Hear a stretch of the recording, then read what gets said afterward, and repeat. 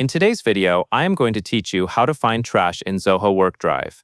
If you have ever deleted a file or folder and later needed to get it back, the trash area is where those deleted items are stored for a period of time. Knowing where to find it will help you recover something quickly or permanently remove items when you are ready to clean things up. Start by opening Zoho Workdrive and going to your main file area. In the left side navigation or the main workspace, look for My Folders and select it. My Folders is the section where your personal folders and files live, so it is the most common place to begin when you are looking for anything related to your own storage, including deleted items.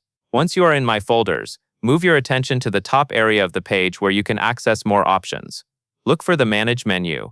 It is usually shown as a drop-down option with a small gear icon next to it. This menu is important because it contains administrative and organization tools for what you are viewing, not just basic browsing. Click the Manage drop-down with the gear icon to open the menu. When the list expands, scan through the available options. In that drop-down, you will find Trash. Select Trash to open it.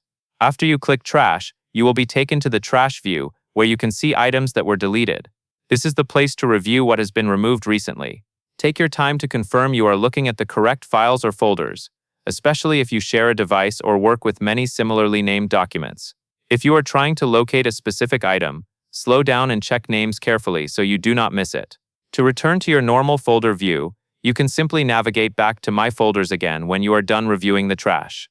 That covers everything you need to know.